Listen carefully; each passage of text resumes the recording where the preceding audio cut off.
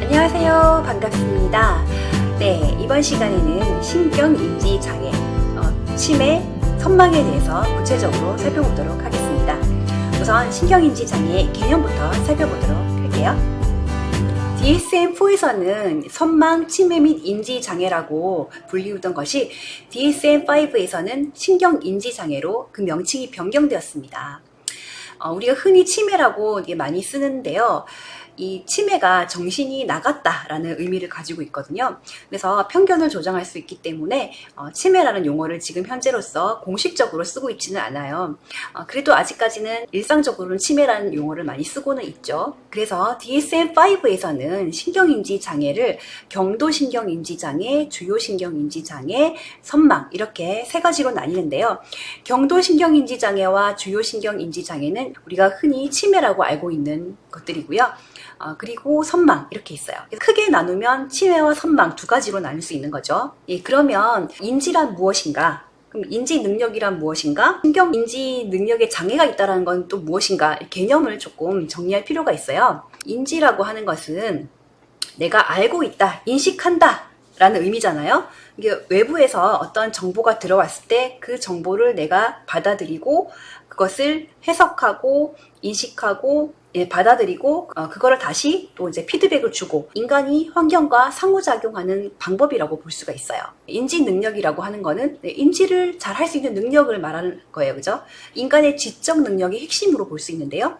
의식, 기억, 추론, 판단, 진압력, 지각, 주의력 등을 포함하고 있습니다. 그렇다면 인지 능력에 장애가 있다는 것은 어떤 손상을 의미하는 걸까요? 주로 이제 뇌의 손상으로 인해서 어떤 정보를 받아들이고 해석하는 그 기능이 심한 결손 상태에 있다는 거예요. 그래서 새로운 학습을 할 수가 없고 기억을 할 수가 없고 이해를 할 수 없고 거기에 대한 어떤 언어적인 비언어적인 반응을 할 수가 없는 거예요. 그게 바로 이제 신경인지 장애라고 부르는 것이죠. 그래서 보시면 뇌 손상으로 인한 인지 기능의 심각한 결손 상태로 인지 영역, 즉 복합적인 주의력과 계획 관리 조정 능력, 학습, 기억, 언어, 지각, 운동, 사회적 인지 기능에서 이전보다 감소를 보이는 것을 신경인지 장애라고 이야기를 합니다. 그러면 신경인지 장애가 오는 원인에 대해서 살펴보도록 할게요. 우선 신경생물학적 요인이 있는데요. 아무래도 인지장애는 뇌 손상으로 오는 경우가 많기 때문에 신경생물학적 요인은 뇌 손상을 주는 어떤 요인들을 위주로 보시면 될 것 같아요. 감염 물질설에 의하면 두개골 내의 감염, 전신적인 열성 질환 이런 것들로 인해서 뇌 손상을 입었을 때 인지장애가 온다 이렇게 보는 것이고요. 우리 이제 그 뇌에 흐르는 중요한 혈관들이 있잖아요. 그런 혈관들이 터졌거나 아니면 딱딱하게 굳었거나 이럴 때 또 이제 뇌 손상이 온다라고 보는 거예요. 그다음에 또 신경 전달 물질과 수용체 결핍설이 있는데요. 아세틸콜린의 합성 요소인 콜린 아세틸 전이 효소가 활동이 떨어지면서 인지 기능에 이상이 온다라고 보는 것이죠. 그리고 이제 이상 단백질설로서는 아밀로이드 원섬유 침전물, 그러니까 독성물을 가진 그 단백질이 뇌에 축적이 되면서 이상이 온다 이렇게 보는 것이죠. 기질적인 요인은 노화와 유전적 소인, 저산소증, 대사장애, 구조적 변화, 감각 자극, 비특정 스트레스 등이 있고요. 기본적으로 이제 중추신경 기능의 생물학적인 붕괴의 결과, 그리고 정보화 과정의 붕괴, 유전적 이상 등을 소인으로 보고 있고요. 촉진적인 요소는 저산소증, 대사장애, 독성과 감염 인자, 구조적 변화, 감각 자극, 비특이성 스트레스 등을 들 수 있습니다. 그러면 인지기능 장애의 특성에 대해서 살펴보도록 할게요. 우선 가장 큰 중요한 특징은 인지기능의 손상이에요. 특히 기억 손상으로 인해서 근래의 일에 대한 기억을 못하고 새로운 기억을 조직화하지 못합니다. 과거의 기억에 대해서는 가지고 있는 경우가 많지만 새로운 것을 받아들이고 인지하고 기억해내고 하는 능력이 현저하게 떨어진다는 거예요. 따라서 새로운 것을 배운다든지 무언가를 적응하기 위해서 배우는 학습 능력이 현저하게 떨어지게 되는 것이죠. 그리고 지적 능력, 추상적 사고의 손상을 보이며 판단력 손상으로 인해서 사회 규범에 상반된 행동을 하게 됩니다. 주의력, 진압력의 상실로 살고 있는 위치나 날짜들을 파악을 하지 못하고요. 감정 변화가 심하고 충동성을 자제하기가 좀 힘들어지고요. 그리고 무감동해지고 기분이 항진되고 가민해집니다. 그리고 각성장애가 올 수 있는데요. 의식의 혼탁, 변화, 협소, 자신과 주변 환경을 알아차리지 못하고 주의가 한정된다는 거예요. 대처 행동의 특징은 일을 하다가 실패했을 때 괴로움을 피하기 위해서 보상적이고 방어적으로 이렇게 행동을 하게 되는데요. 부주의, 합리화, 보속증, 작화증이라고 하는 거는 우리가 전에 배웠듯이 이제 기억이 손상이 되기 때문에 중간에 기억이 사라지는 거예요. 그걸 메꾸기 위해서 자기도 모르게 말을 지어내는 거죠. 그러면 이제 신경인지 장애에 대해서 살펴보도록 할 건데요. 우선 치매라고 불리우는 신경인지 장애에 대해서 살펴보겠습니다. 우선 개념 및 현황입니다. 다양한 원인에 의해서 초래된 뇌기능의 손상으로 인해서 일단 뇌기능의 손상이 전제가 되어야 하고요. 기억력, 진압력, 언어능력, 판단력 등의 지적 능력이 원래 자신이 가지고 있었던 정도에 비해서 지속적으로 저하되어서 일상생활에 상당한 지장을 초래하는 상태에 이른 것입니다. 치매는 인지기능 장애와 일상생활 기능 장애를 초래하는 후천적이고 비가역적인 증후군인데요. 일단 인지기능에 장애가 있어서 그것으로 인해서 일상생활에 상당한 지장을 초래하는데 이것이 선천적인 것이 아니라 특히 노화와 관련되어서 나이가 들면서 후천적으로 발생한다는 거죠. 그리고 이제 비가역적이라고 하는 것은 회복이 좀 힘들다, 가역적이지가 않다, 다시 되돌아오기가 힘들다라는 뜻이거든요. 그래서 치매가 완전히 회복되는 경우는 거의 없어요. 치매의 진행을 조금 늦추는 방향으로 이제 치료를 진행하고 있어요. 따라서 치매는 비가역적인 증후군이다. 여기서 증후군이라고 하는 것도 중요한데요. 하나의 단일 질환이 아니라 어떤 증상들의 집합이라고 보시면 돼요. 치매를 유발하는 여러 가지 질환들이 많이 있어요. 알츠하이머병 도 있고 피크병도 있고 레이체병도 있고 이런 식으로 이제 이런 치매를 나타내는 원인 질환이 굉장히 다양하고 원인 질환은 다양하지만 결국은 치매라는 증상을 나타내는 증상의 집합들을 이렇게 모아서 우리가 이제 치매라고 한다 이렇게 보는 거예요. 역학을 보시면 연령이 증가함에 따라 치매 인구의 유병률이 증가하는데요. 63세 이상 노인 인구 중 60.3%에서 11.3%는 치매에 이환되기 쉽습니다. 그리고 이제 85세 정도 되면 40% 이상이 다 치매로 이환된다고 해요. 그래서 이제 85세, 90세 이상 되시는 노인들이 정정하시면 굉장히 복 받으신 거예요, 정말. 알츠하이머병 치매가 혈관성 치매보다 2배 이상 더 많은데, 우리가 그래서 보통 이제 치매하면 알츠하이머 같은 걸로 좀 인지를 하고 있잖아요. 그 정도로 대부분이 치매라고 하면 알츠하이머병 치매라고 보시면 될 것 같아요. 예, 치매 환자의 추이입니다. 2018년도에 65세 이상 치매 환자 수를 조사했을 때 75만 명이었는데요. 2024년도에는 100만 명, 2039년에는 200만 명, 2050년도에는 300만 명이 넘을 것으로 지금 추정을 하고 있어요. 점점 평균 수명이 증가함으로 인해서 치매 환자의 발생 또한 지속적으로 증가하고 있다는 것이죠. 우리나라의 치매 환자 유형을 살펴보시면 조금 전에도 얘기했듯이 알츠하이머가 대부분이에요. 그래서 알츠하이머병이 71%고 그 다음 많은 게 혈관성 치매 17% 정도고요. 파킨슨, 그리고 전두엽, 알코올성, 그리고 기타 이렇게 나눌 수가 있어요.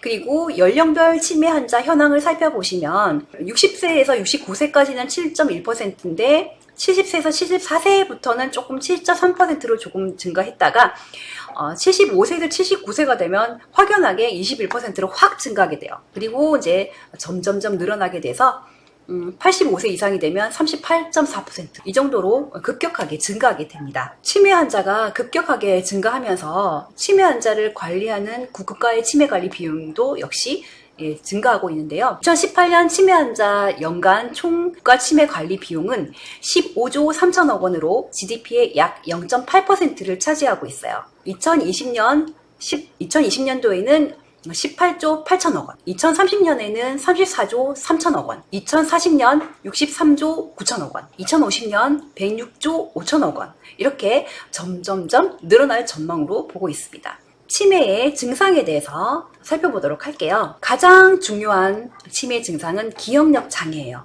공통적입니다. 어떤 원인 질환을 가지고 있든지 치매라고 하면 기억력 장애가 우선으로 나타납니다. 그리고 단기 기억 장애, 최근 기억 장애의 특징을 가지고 있는데요. 단기 기억 장애로서 새로운 정보를 배우거나 지시사항을 잘 따르지 못해요. 그러니까 과거에 아주 젊었을 때 과거에 있었던 일을 장기 기억으로 저장이 되어 있기 때문에 그거는 손상이 덜 가요. 물론 나중에 굉장히 치매가 심해지면 그것조차도 잊어버리게 되는데, 치매 초기에는 과거에 장기 기억으로 저장되어 있던 메모리들은 어느 정도 유지가 되지만 최근에 있었던 일에 대해서는 기억을 잘 못해요. 이것을 이제 전진성 기억 상실이라고 얘기를 합니다. 그리고 언어 장애가 있는데요. 같은 이야기를 계속해서 반복하거나 같은 질문을 여러 번 되풀이하는 증상을 보이고요. 적절한 단어를 찾지 못하고 말이나 글을 끝내지 못합니다. 그리고 이치에 맞지 않는 말을 횡설수설하는 경우가 많은데요. 그래서 우리가 막 얘기를 하다가 말이 생각이 잘 안 나고 그러면 어머 나 치매 왔나 보다, 큰일 났다, 뭐 이런 식으로 얘기를 하기도 해요. 그리고 이제 작화증이 주 증상이라고 얘기를 했는데요. 과거에 대한 기억은 있지만 최근 기억이 이제 중간에 붕 뜨기 때문에 과거에 집착하게 되고 최근 과제에서 소외되고 결국은 이제 고립이 돼요. 그리고 이제 인격 장애가 오는데요. 아무래도 이것도 역시 기억력에 문제가 있고 또 충동 조절을 할 수 있는 그 능력이 또 이제 저하되기 때문에 물건을 잃어버렸거나 혹은 본인이 감추고 그걸 기억을 못하기 때문에 다른 사람이 훔쳤다고 막 비난을 하게 되고 화를 내게 되고 폭력적인 행동을 보이기도 한다는 거죠. 그리고 진압력 장애가 있는데요. 다른 사람을 알아보지 못하고 시간 개념이 흐려집니다. 그리고 화장실을 뭐 찾는 것도 힘들게 돼요. 그리고 감정의 변화가 굉장히 심하고요. 그리고 치매에서 또 이제 가장 주변 사람도 힘들고 본인도 힘들게 하는 것이 실행 능력의 장애예요. 자신이 할 수 있는 자기 간호라든지 일상생활을 수행할 수 있는 능력들이 현저하게 떨어지면서 나중에는 모든 것을 다 돌보아 주어야 가능하게 되는 상황까지 오게 됩니다. 그래서 뭐 음식 만들기, 식사하기, 운전하기, 모욕하기 이런 일상적인 일들을 하지 못하게 되는 거죠. 그리고 판단력 장애입니다. 계획을 세우고 결정하는 것이 참 어렵고요. 돈 관리를 못하게 됩니다. 추상적 사고 장애는 일반화, 합성화, 감별, 논리적 사고력 및 추리력, 개념 형성 등의 능력이 감퇴되게 됩니다. 치매의 단계별 주요 증상에 대해서 살펴보도록 할게요. 치매는 시간이 흐르면서 점점점 이제 그 중증도가 심해지는데요. 치매로 진단을 받은 지 뭐 초반 1년에서 3년 정도는 보통 이제 경도의 인지장애를 보입니다. 그리고 이제 2년에서 10년 정도가 되면 이제 중기로 접어들고요. 8년에서 12년 정도가 되면 말기에 이르게 되는데요. 경도는 일상생활에서 약간의 도움이 필요하고요. 최근의 기억에 저하가 있고 과거의 기억은 또 괜찮아요. 시간에 대한 진압력 장애는 있지만 공간에 대한 진압력은 대체로 유지되고 있어요. 그리고 이 시기에는 언어 장애가 조금 있기는 하지만 경미합니다. 약간의 이제 변화가 생기기 때문에 성격이라든지 기분의 변화가 생길 수 있고 우울해지고 의기소침해질 수 있죠. 그리고 일상생활이나 사회활동을 조금 회피하게 되는 경향을 보이게 됩니다. 중기가 되면 일상생활에서 상당한 도움이 필요하게 되는데요. 기억장애가 굉장히 심화되면서 오래된 기억도 잘 못하게 돼요. 시간 및 공간 진압력에 장애가 오게 되고요. 앞에 경도에서는 이제 공간 진압력은 대체로 유지된다고 했는데 이 중기가 되면 공간에 대한 진압력도 상실하게 되기 때문에 갑자기 어디를 막 혼자 나가잖아요. 근데 길을 못 찾아요. 그런 경우가 생기는 거죠. 그리고 언어 표현 및 이해력 저하가 발생을 하게 되고요. 행동 증상, 뭐 배회하거나 난폭하게 폭력을 행사하거나 아니면 초조한 행동을 보인다든지 아니면 이제 환각이라든지 망상이라든지 착란이라든지 이런 이제 정신증적인 증상을 보이게 되고요. 수면 장애들도 보일 수 있게 됩니다. 그리고 말기에는 거의 전적으로 도움에 의존해서 지내는 시기인데요. 대부분의 기억을 소실하게 되고 사람에 대한 진압력도 사라집니다. 그래서 이 정도가 되면 이제 가족이나 친지를 못 알아보는 거죠. 그리고 언어 장애가 심화되면서 이전에는 이제 언어를 이제 표현을 함에 있어서 이제 부적절하기는 하지만 그래도 조금은 알아들을 수 있는데 말기가 되면 거의 알아들을 수가 없고 어떤 경우에는 이제 아예 말을 하지 않게 되는 경우도 있어요. 그리고 행동 증상이 지속되고 신체 및 운동 증상까지 출현하게 됩니다. 여기서 이제 신체 및 운동 증상이라 하면 이제 일상생활을 하는데 필요한 문제들이 드러나게 되는 거예요. 뭐 대소변을 실금한다든지 보행 장애가 있다든지 아니면 경직 뭐 이런 증상들이 나타나게 되는데요. 그래서 이제 거의 움직이기가 좀 힘든 그래서 거의 누워있는 경우가 많아요. 그렇게 되면 이제 뭐 폐렴이나 요로감염이나 욕창이나 이런 것들이 올 수가 있습니다. 다음은 원인 질환입니다. 우리가 흔히 이제 치매하면 알츠하이머 이렇게 이해를 하고 있는 경우가 많은데요. 아까도 봤듯이 71%가 알츠하이머 치매예요.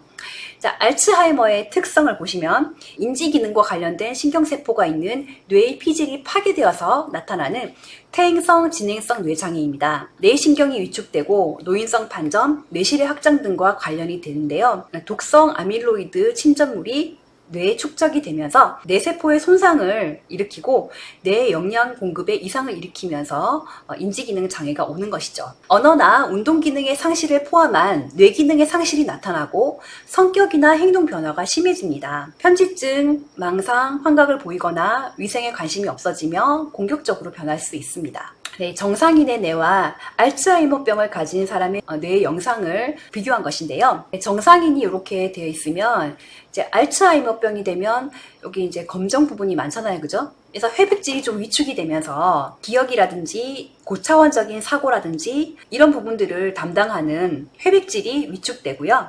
특히 이제 기억을 담당하는 부분들, 해마와 내측 측두엽 뭐 이런 부분들이 위축되면서 이렇게 쪼그라들어요. 말기는 기억을 담당하는 부분 외에 다른 부분까지 완전히 위축되어서 전체적으로 뇌가 작아져요. 그래서 검정색 빈 공간이 되게 많죠. 치매 유형별 분포를 보시면 이것도 사실 아까 나왔던 거예요. 알츠하이머가 71.3%, 그 다음에 혈관성 치매가 16.17% 이 정도고요. 알츠하이머의 그 진행 경과를 보시면 베타 아밀로이드가 축적이 되고 비가역적인 뇌세포의 손실이 옵니다. 진행성 임상 경과를 보시면 치매라고 하는 거는 어느 날 갑자기 탁 오는 게 아니에요. 아까 그 진행 단계를 보면은 뭐 이렇게 10년 이상 되면 말기가 된다 이렇게 돼 있잖아요. 처음에는 약간 건망증인가 싶을 정도의 경한 증상에서부터 서서히 나타나서 치매로 발전하기까지는 5년에서 10년 이상의 기간이 걸려요.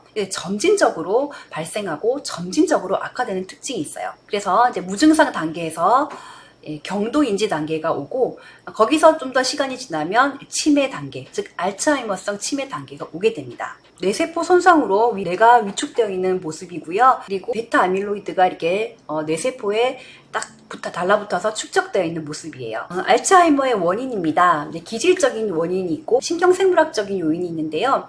기질적인 요인을 보시면 노화와 관련이 있을 수 있고 유전적인 소인, 저산소증, 대사장애, 구조적 변화, 감각자극, 비특정 스트레스혼 등 다양한 요인들이 있습니다. 신경생물학적 요인을 살펴보시면 감염 물질성, 신경유독 물질성, 혈관병리와 대뇌 혈청 유입설, 신경 전달 물질과 수용체 결핍설, 이상 단백질설 등이 있습니다. 어쨌든 이런 이제 기질적 요인이나 신경생물학적 요인은 여러 가지 원인으로 인해서 어떤 외부의 자극으로 인해서 뇌를 손상시키는 어떤 물질들이 뇌에 침범을 하게 되면서 생기는 것이라고 보고 있는 거예요. 역학을 보시면 미국과 유럽에서 보면 유병률은 65세 이후 노인 인구에서 연령이 5년 높아질 때마다 거의 2배 가까이 상승을 합니다. 신경인지 장애 중 50에서 70%가 알츠하이머 질환이고요. 우리나라의 경우에도 65세 인구 중 6.3에서 11.3% 정도가 원인 질환으로 알츠하이머 질환이 나타나고 있어요. 우리나라에서도 65세 인구 중에 6.3%에서 11.3% 정도가 치매에 이완된다고 보고 있고요. 원인 질환으로 알츠하이머 질환이 47.4%에서 76.7% 정도고요. 혈관성 질환이 16.0%에서 33.7%까지 보고 있습니다. 알츠하이머의 진단입니다. 알츠하이머병 증상을 가진 환자의 그 가족 구성원의 병력을 확인을 하고요. 신경학적인 검사, 신체 검사, 뇌신경계 검사, 그리고 여러 가지 실험실 내의 검사를 하게 되는데요. 콜레스테롤 농도, 감염 검사, 면역력 검사 등이 해당됩니다. 그리고 심리 검사와 인지기능 검사도 함께 시행하게 되죠. 알츠하이머병의 진단은 이런 여러 가지 검사를 행해서 통해지는데요. 80에서 90%의 정확률로 보고되고 있습니다. 그 중에서도 가장 확실한 진단법은 뇌조직 검사예요. 알츠하이머병에 대한 기사인데요. 알츠하이머의 발병 유전자로 알려진 아포리포프로테인 E의 유전형을 빠르고 간편하게 분별하는 SSU 아포 E 진단 키트를 우리나라에서 발명을 했고 인증을 받았다라고 기사가 나와 있어요. 알츠하이머병은 베타 아밀로이드의 내뇌 축적에 의해서 유발되는데 이 중 부모로부터 각각 하나씩 받은 아포2 유전자가 동일한 대립형일 때 알츠하이머병 또는 동맥경화 발병률이 높아지는 것으로 보고되고 있다고 해요. 그래서 아포2 유전자를 가지고 있는 사람이 치매 발병 확률이 높은데 이 아포2를 추적할 수 있는 바이오마커를 개발했다는 뜻이에요. 보시면 바이오마커가 뭐냐라는 설명이 있는데요. 생물학적으로 정상 과정과 병리 과정을 객관적으로 측정 평가할 수 있는 지표입니다. 알츠하이머에서 아포지 단백, 아포2의 유전적 변이가 발병 증가 및 빠른 진행과 관련이 있다라고 보고 있는데, 따라서 이 사람의 어떤 그 뇌조직에 아포2가 있느냐 없느냐 이거를 추적 검사를 할 수 있다라면 진단에 굉장히 용이하겠죠. 바이오마커를 활용해서 치매 유무를 진단할 수 있는 도구 중에 하나라고 보시면 될 것 같아요. 다음은 혈관성 치매입니다. 뇌혈관 질환이 반복되면서 치매가 발생하게 되는 것인데요. 대표적인 뇌혈관 질환으로 뇌졸중과 중풍이 있어요. 근데 뇌혈관이 터지는 것은 뇌출혈이라 하고 뇌혈관이 막히는 것은 뇌경색이라고 하는데요. 이 혈관성 치매라고 하는 거는 뇌혈관 질환에 의해서 뇌조직이 손상을 받아서 뇌혈관이 터지거나 막히거나 해서 치매가 발생하는 거예요. 인지기능 장애가 갑자기 발생한 경우에 혈관성 치매를 의심할 수가 있어요. 그래서 알츠하이머병 같은 경우는 서서히 오랜 기간에 걸쳐서 점진적으로 증상이 일어나는 데 비해서 혈관성 치매는 혈관이 막히거나 터지거나 하는 어떤 원인이 좀 뚜렷하잖아요.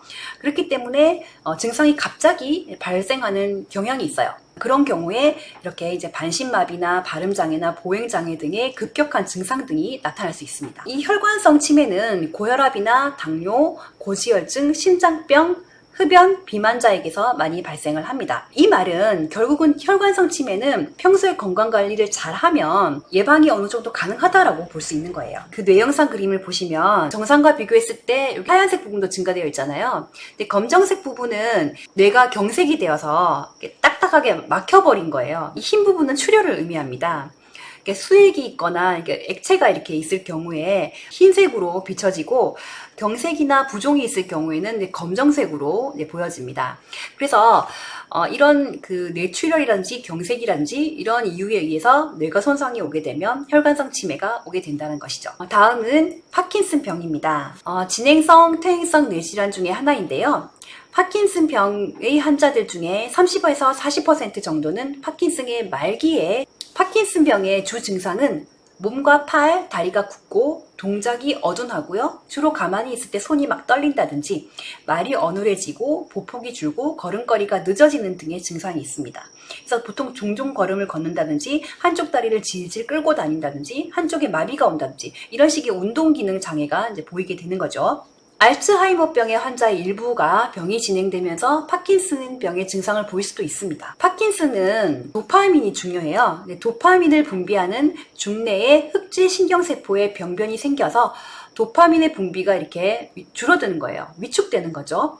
그러면서 운동기능에 장애를 보이게 됩니다. 65세 이상 100명 중 한두 명꼴로 발생을 하게 되는 것이죠. 파킨슨병은 치매와 더불어서 대표적인 2대 신경퇴행성 노인 질환으로 인구 고령화에 따라서 전 세계적으로 발병률이 증가하고 있어요.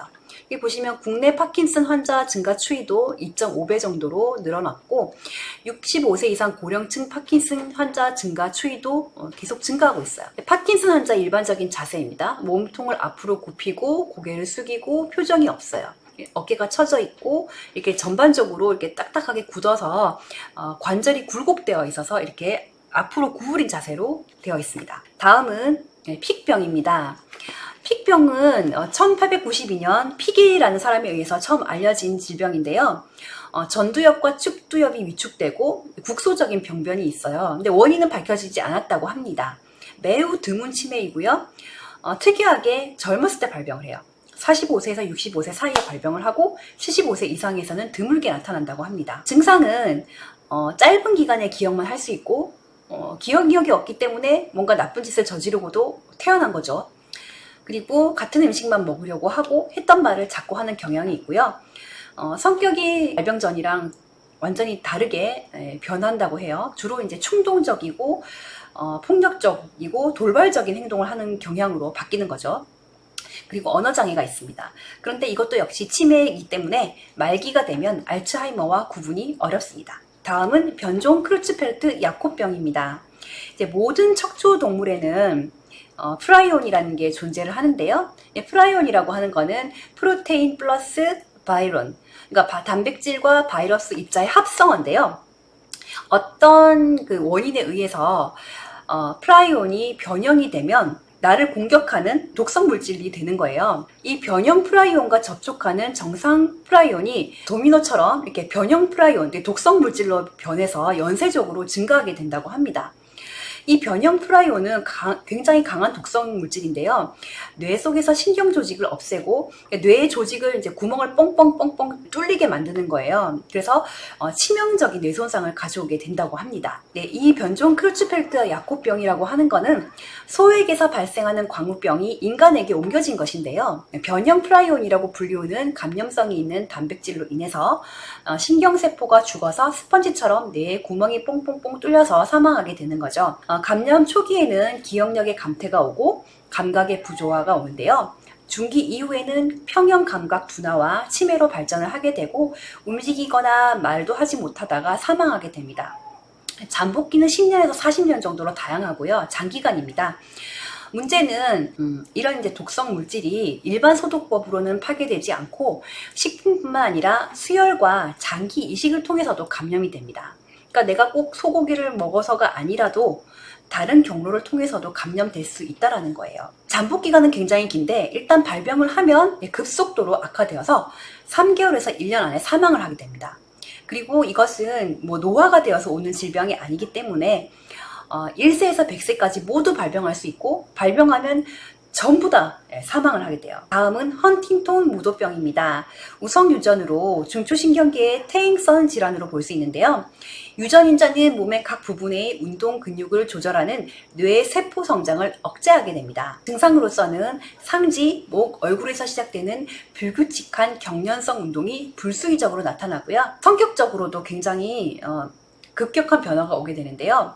고집이 세고 불안하고 변덕스러운 성격의 변화가 있으면서 정신적이고 신체적인 황폐화가 같이 오게 됩니다. 초반에는 이런 성격적인 변화라든지 이렇게 운동과 관련된 증상들이 보이지만 발병한 지 한 15년, 25년 이렇게 지나게 되면 전반적으로 이제 알츠하이머처럼 무기력하게 이제 누워 있다가 사망하게 되는 경우가 많습니다. 다음은 다발성 경화증인데요. 중추신경계의 퇴행성 질환으로서 특징은 신체 여러 곳에 나타나는 무능력, 불안정한 걸음걸이, 시력, 소화장애, 실금, 피로감, 다행감을 주증상으로 합니다. 그리고 다운 증후군에서도 이제 치매가 발생할 수 있는데요. 예전에는 이제 다운 증후군에 걸리면 감염이라든지 여러 가지 문제 때문에 일찍 사망을 했지만 지금은 의학이 발전했기 때문에 다운 증후군을 가지고도 오래오래 살아요. 40세, 50세 넘어까지 살게 되는데 40세 이상 넘어가게 되면 50% 이상에서 치매 증상이 발병한다고 합니다. 진행성 상부 핵마비가 있는데 이거는 신경세포의 핵이 침범해서 근육 강직, 운동 실조성 보행을 특징으로 하고요. 빈스 왕거병이라고 있습니다. 이거는 뇌의 작은 동맥과 세동맥이 손상이 되어서 생기는 질환인데요. 혈관이 심하게 좁아지는 손상으로 인해서 발생하게 됩니다. 주증상은 현기증, 운동실조성 보행, 편측마비가 올 수 있습니다. 우리가 이제 치매라고 하면 거의 다 비가역적이라고 알고 있잖아요. 그런데 이제 가역적인 치매도 조금 있어요. 아까 뇌혈관 치매인 경우는 가역적인 치매로 분류된다고 했잖아요. 원인 질환이 뚜렷한 경우에는 예방을 하거나 조기에 발견해서 치료를 하게 되면 치료가 가능하기도 해요. 그래서 뭐 예를 들면 이렇게 대사성 질환이 있다든지 비타민 B12의 결핍이 있다든지 일산화탄소 중독이 있다든지 만성적 약물 사용, 일시적 뇌혈관 장애, 노인성 우울 등 이렇게 뚜렷한 원인이 있는 경우에는 호전이 되기도 한다라는 거죠. 다음은 이제 건망증과 치매입니다. 치매도 기억력 장애가 있고 건망증도 기억력 장애도 있는데 차이점이 있어요. 건망증은 어떤 사실을 기억하지만 저장된 기억을 불러들이는 과정에 있어서 장애가 있어서 발생하는 것인데요. 시간을 두고 좀 깊이 집중해서 생각을 해보면 결국은 기억을 해내요. 그런데 치매는 어떤 사실 그 자체를 기억하지 못합니다. 그리고 인지기능의 장애가 동반되기 때문에 결국은 기억하지 못하고 또 그것 때문에 사회생활이나 일상생활에 지장을 주는 경우를 말합니다. 치매와 사망인데요. 치매 자체로 인해서 사망하는 경우는 적습니다. 그러면 뭐 때문에 사망을 하느냐? 치매가 심해지면 삼키는 능력이 저하되고요. 그러면 음식과 물이 폐로 흡입되고 그것 때문에 반복적으로 폐렴에 걸리게 됩니다. 그리고 이제 치매가 심해지면 말기가 되면 움직일 수가 없잖아요. 자리에 눕게 되는 경우가 되게 많은데 욕창이 생기고 소변을 못 가리기 때문에 요로감염이 생기게 되고 결국은 폐혈증 이런 걸로 사망을 하게 되는 것이죠. 치매는 서서히 진행되어서 사망까지 평균 7년에서 10년 정도의 오랜 기간이 걸립니다. 우리나라는 최근 들어서 치매 국가 안심 제도를 운영하고 있는데요. 그래서 전국적으로 네트워크로 이렇게 조직화해서 치매 안심센터를 운영하고 있고요. 노인과 관련된 사업들을 굉장히 많이 하고 있어요. 보시면 이제 보건복지부 산하에서 중앙치매센터가 있고요. 그 하부에 광역 지자체별로 광역 치매센터가 있어요. 그리고 그 아래에 기초지자체 아래 치매 안심센터가 있습니다. 그래서 각 지역마다 결국은 치매 안심센터가 있고 그 치매 안심센터 위에 광역 치매센터가 있고 또 그 위에 중앙 치매센터가 있어서 조직적으로 관리를 하고 있다는 거예요. 치매 관리의 목적입니다. 치매 안심센터 운영의 목적입니다. 치매를 예방하고 상담하고 조기 진단하고 보건복지 자원 연계 및 교육 등 유기적인 치매 통합 관리 서비스를 제공하는 것인데요. 치매의 중증화를 억제하고 사회적 비용을 절감해서 궁극적으로는 치매 환자와 그 가족, 주민들의 삶의 질 향상에 기여하는 것이 목적이 되겠습니다. 치매의 질병 특성과 통합적 관리의 필요성입니다. 치매는 만성적으로 진행되기 때문에 사람들마다 그 경과가 굉장히 상이해요. 달라요. 그죠? 그렇기 때문에 개별적인 접근을 해야 된다는 것이고 그리고 예방을 할 수 있다면 예방을 하는 것이 중요하고 또 빨리 조기 개입을 해서 더 이상 진행되지 않도록 하는 것이 중요합니다. 그리고 치매는 다양한 원인 질환이 있기 때문에 그 원인 질환을 억제해 줄 수 있다면 치매 발병이 조금 줄어들 수 있겠죠. 그래서 이미 치매 증상을 보이고 있는 중증 환자를 보호하고 이렇게 관리하는 것도 중요하지만 예방하고 조기 진단하고 치료하고 재활하고 그러니까 사람마다 다 이렇게 접근 방법이 다르잖아요. 이런 통합적인 관리가 필요하다는 거예요. 치매의 치료 원칙입니다. 현재의 치매 치료는 비가역적이라고 했잖아요. 그래서 근본 원인을 해결하는 것이라기보다는 증상이 나빠지지 않도록 관리하는 것에 역점을 두고 있어요.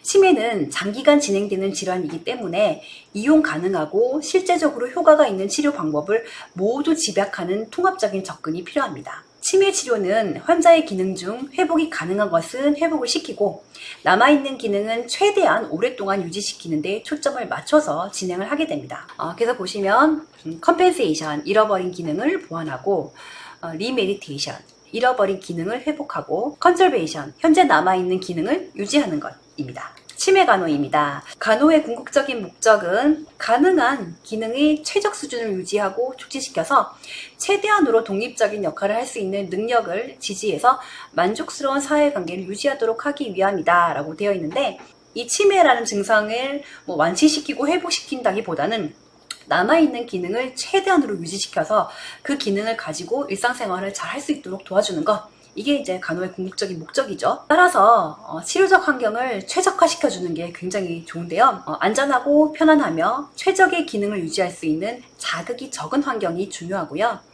규칙적인 일상생활을 계획하고 정확하고 간단한 고정적인 일을 줌으로써 일상생활을 구조화시키는 것이 좋습니다. 필요한 도움의 정도를 정확하게 파악해서 필요 이상의 도움을 주지 않도록 하고요. 본인이 할 수 있는 거는 최대한으로 할 수 있도록 해야 하는 거죠. 작은 소리로 말하지 않도록 하고 너무 산만하거나 지루한 분위기는 피합니다. 적절한 자극이 필요하죠. 밤에도 알맞게 전등불을 켜놓고 화장실이나 욕실에 난간을 만들어서 지지를 해주고요. 사고의 위험이 있을 경우 가구나 기물을 없애고 꼭 필요한 가구만 사용합니다. 의사소통 방법입니다. 간단하고 자주 접촉을 하는 게 중요한데요. 인지 기능이 떨어져 있기 때문에 장황하게 길게 설명하면 잘 못 알아들어요. 그리고 추상적으로 설명하면 또 이제 이해를 못 하기 때문에 구체적인 설명을 하고 같은 말을 반복하고 큰 목소리로 이야기를 하는 것이 좋습니다. 그리고 대상자에게 질문을 하고 반응이 느리기 때문에 반응을 기다리도록 합니다. 그리고 한 번에 한 가지씩 질문을 하는데요.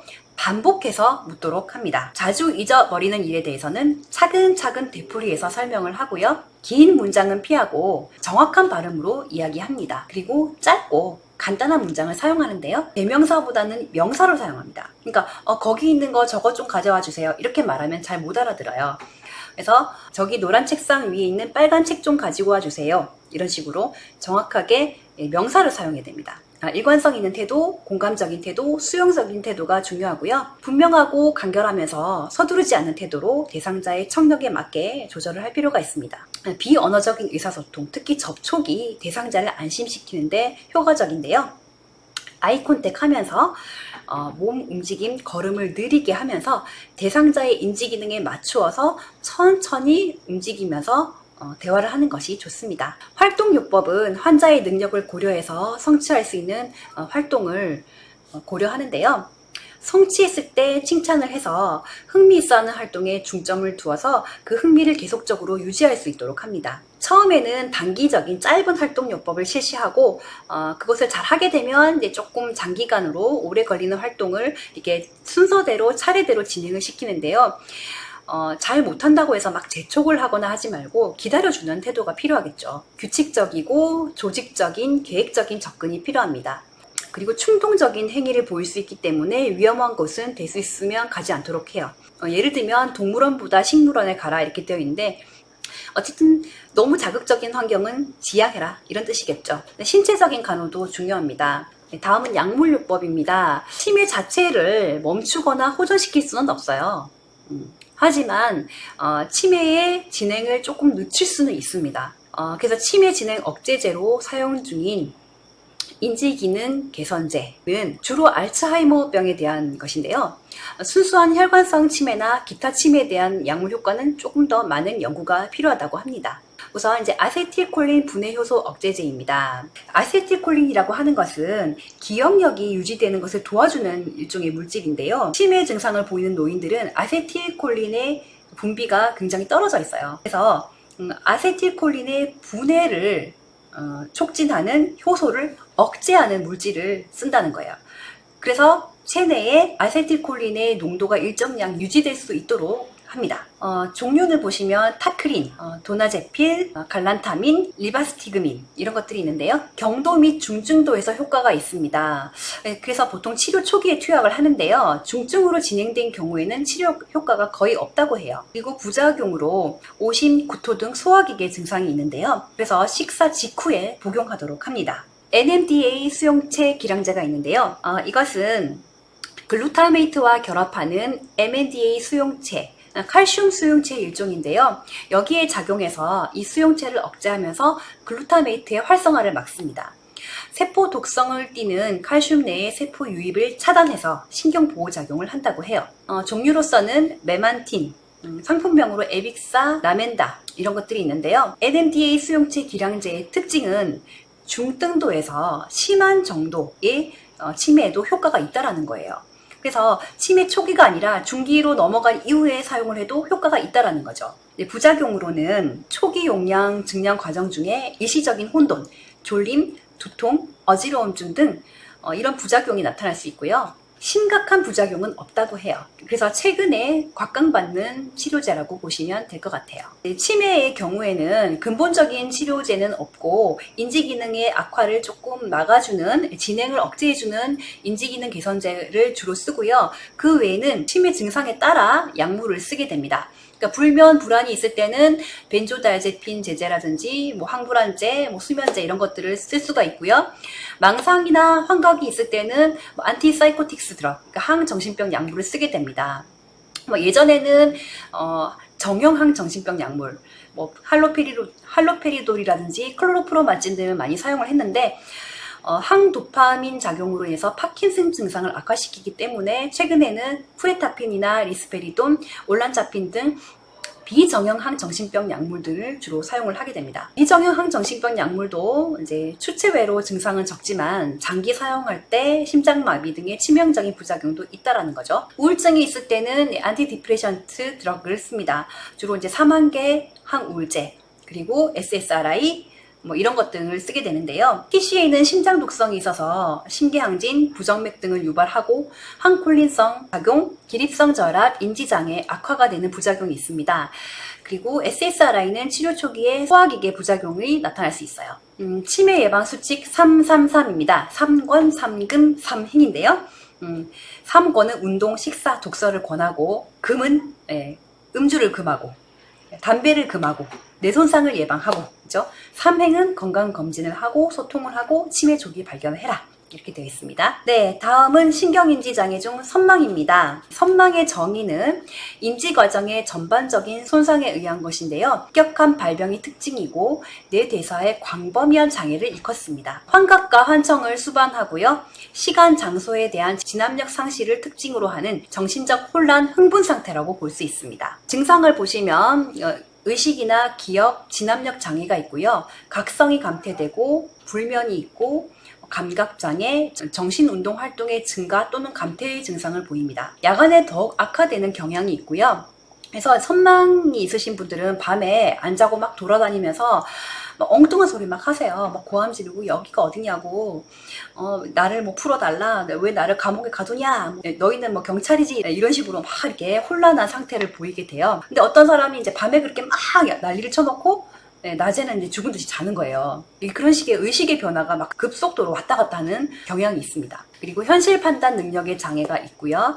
발병 기간은 몇 시간에 며칠, 하루 사이에 증상의 기복이 있습니다. 의식 상태의 변화가 주 특징이에요. 그리고 이제 사고 과정이 질이 멸렬하고 감정 장애가 있습니다. 원인이 좀 뚜렷하다고 했어요. 그래서 감염이나 열, 대사성 장애, 간, 신장 질환, 뇌분비 장애, 항정신병, 약물 중독 및 금단 증상, 수술 후 심한 출혈, 고혈압 장애, 심부전증, 두부 충격 후, 간질 발작 후, 약물 부작용, 이런 것들이 원인이 되는데요.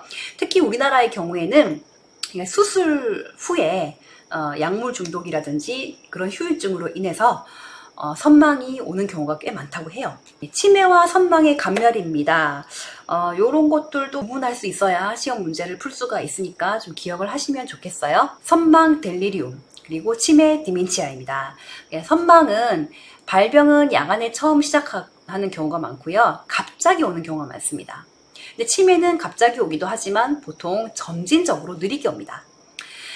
선망의 경과는 단시간이에요. 급성이라고 했어요. 단시간으로 오고 1개월 이내로 대체로 회복이 됩니다. 그렇기 때문에 증상의 기복이 굉장히 심해요. 근데 치매는 반면에 대체로 장기간이며 1개월 이상 지속됩니다. 비가역적일 수 있고 정지되거나 영구적일 수도 있다는 거예요. 선망은 어느 연령층에서나 올 수 있는데 치매는 보통 65세 이상에서 많이 옵니다. 그리고 선망의 원인은 과도한 약물 복용이나 신체적인 질병이나 감염이나 이런 원인들이 있고요. 치매는 알츠하이머나 뇌혈관 질환이나 파킨슨 이런 질환들이 있습니다. 선망의 증상은 진압력, 기억력, 지적 기능, 판단력, 주의력, 정서 장애가 급격히 진행되면서 의식 장애가 온다는 거예요. 그래서 창란, 선망, 혼미, 혼수 이런 증상들이 나타납니다. 반면에 치매는 만성적으로 천천히 온다고 했잖아요. 그래서 의식장애는 별로 없고 진압력이라든지 기억력이라든지 판단력, 사고력 이런 기능의 장애가 오고 지능장애가 발생한다라는 특징이 있습니다. 네, 그러면 이제 간호중재입니다. 신체적인 간호를 보시면 영양과 체액의 균형을 유지할 필요가 있습니다. 선망으로 인해서 급격한 신체적 에너지 소모가 많고요. 정신적인 혼미로 인해서 식사나 수분 섭취가 불충분할 수 있어요. 그렇기 때문에 영양과 체액의 균형을 유지할 필요가 있고요. 억제를 했을 때 더 불안해하기 때문에 필요한 경우에만 억제를 실시하고요. 혼자 두지 말고 옆에서 같이 이제 지지해주고 격려해줄 필요가 있습니다. 그리고 잠을 못 자면 흥분이 더 증가할 수가 있기 때문에 수면 유도를 위한 간호가 필요하고요. 진압력이 없는 사람은 소등하면 안 돼요. 왜냐하면 소등했을 때 그림자 등으로 착각을 해서 공포를 느낄 수가 있기 때문입니다. 익숙한 환경을 유지해서 장소와 사람에 대한 진압력을 증진시켜주고요. 고칼로리와 비타민 C기를 제공하고 충분한 수분 섭취와 아이오 체크가 필요합니다. 조그마한 자극도 스트레스로 받아들일 수 있기 때문에 변화와 자극이 없는 조용한 환경이 좋고요. 방문객 등 낯선 사람의 제한이 필요합니다. 그리고 환자를 간호하는 사람의 수도 제한하는 것이 좋아요. 익숙한 사람과 계속 만나면서 안정감을 가질 수 있도록 해야 됩니다. 자극을 최소화하기 위해서 모든 치료와 처치는 한 번에 신속하게 해결합니다. 의사소통은 진압력, 기억력의 장애를 완화시키기 위해서 확고하고 긍정적인 태도로 안정을 유지하는데요. 명료하고 구체적이고 직접적인 용어로 대화를 합니다. 글자가 분명한 시계와 달력을 방에 걸어서 진압력과 기억력의 왜곡을 완화시킵니다. 활동은 간단한 활동으로 현실 감각을 증진시키고요. 회복 전까지는 제한된 사람들과만 접촉을 하고 급성기가 좀 지나고 난 다음에는 그룹 활동에 참여해서 대인관계 증진을 위한 간호를 제공합니다. 약물요법은 지나치게 증상이 심해서 진단과 치료가 불가능하거나 행동이 난폭해서 타인과 자신에게 위해 우려가 있을 때만 사용을 하게 되는데요. 증상에 따라서 이렇게 사용을 하게 돼요. 항불안제, 벤조다이아제핀계 약물을 쓸 수 있고요. 항정신병 약물, 할로페리도이라든지 페노자이아진 같은 약물들을 사용할 수 있고요. 수면장애 시 강한 진정작용이 있는 약물을 사용할 수 있습니다. 그리고 정신병적 증상이 나타날 때는 항정신병 약물을 사용할 수 있습니다. 그리고 바비추레이트는 금기입니다. 네, 이렇게 치매와 선망에 대해서 학습을 해보았는데요. 학습 확인 퀴즈 풀어볼까요? 네, 1번 치매 환자에게서 공통적으로 나타나는 문제는 무엇일까요? 정답은 3번입니다. 2번 알츠하이머병의 기억력에 대한 설명으로 옳은 것은? 정답은